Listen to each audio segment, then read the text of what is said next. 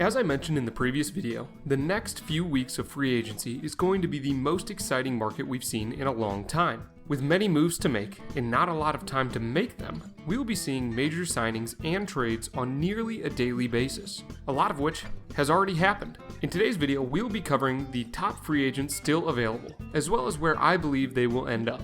If you're up to date on this information, you may realize that one of these guys has already signed, that being KB to the Rockies. In the time it took me to animate this, run to practice, and come back home to edit the video, he signed a contract for $182 million over 7 years. The info I had estimated him going for was about $160 million over 6 years, so a pretty good deal for him. Anyways, due to this, today's video will be a little bit shorter than originally planned, but that's alright. Plenty more to dive into today. First, we are going to start with the hottest name on this list, Carlos Correa. Correa is one of the most talented shortstops in the game today, and he is also relatively young at 27.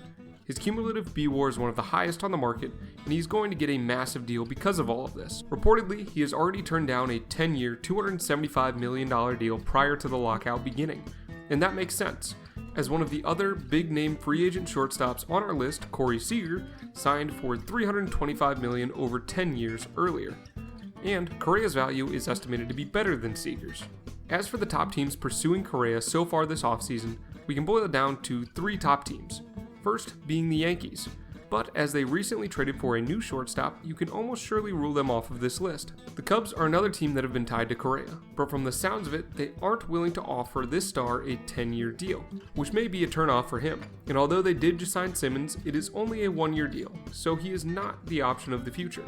It's possible that Correa signs with the Cubs, but it may not be probable. Finally, against all the news pre-lockout, the Astros have been pushing hard over the last few days to get a good offer over to Correa, one that may convince him to stay in Houston. Of all options, and from the available news out there on Correa's potential landing spot, to me this one makes the most sense. So, my guess of where Correa ends up, back in Houston for 2022 and beyond. Next, we would have had KB, but as we said, he just signed with the Rockies. Next, another top free agent this season is Freddy Freeman. The 32-year-old has spent his entire career in Atlanta, and with the recent trade for Matt Olson, he will for sure not be returning next season to the Braves. His cumulative 43.1 B-WAR puts him in the top 5 of current first basemen in the league. There are a lot of teams interested in Freeman, making his market more of a bidding war than some of the other remaining players in free agency. The top teams interested in Freeman include the Red Sox, whose total salaries for this season are already nearing the luxury tax threshold. But for a team who is in contention in a very tough division, he could be the guy they need to make a run. The Sox also have not been afraid of taking that luxury tax penalty in the past. Then of course we have the Dodgers, who are always in the mix. They have the money and have reportedly begun making a serious push on signing Freeman in the past few days. The Blue Jays are another competitive team that could use Freeman's skills at the dish.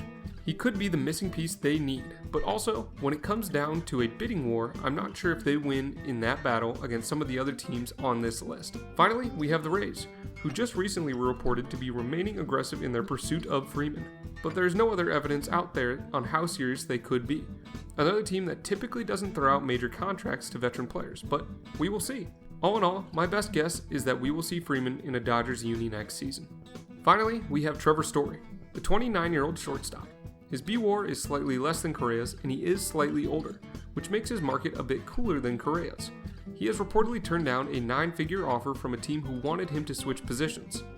And with the signing of KB, although not many speculated he would, Rockies fans can kiss their hopes of seeing Story return goodbye.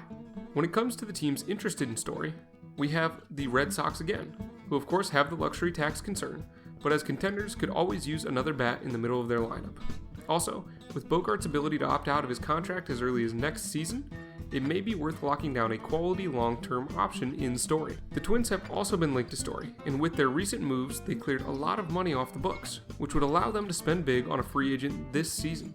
Seattle is another team looking for an infielder, and with KB off the board, another player they were linked to before the lockout, this could be another potential home for this stud.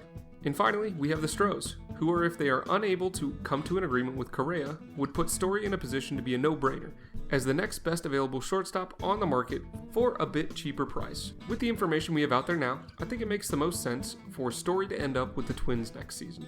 But that is all just what I think. I'd be curious to hear where you think these guys will end up. Leave a comment down below with your thoughts. Most of the information provided in this video comes from a site called MLB Trade Rumors. So if you're not already refreshing their page multiple times daily, you should be, if you like keeping up with the most up-to-date information on the league's top free agent signs and trade rumors.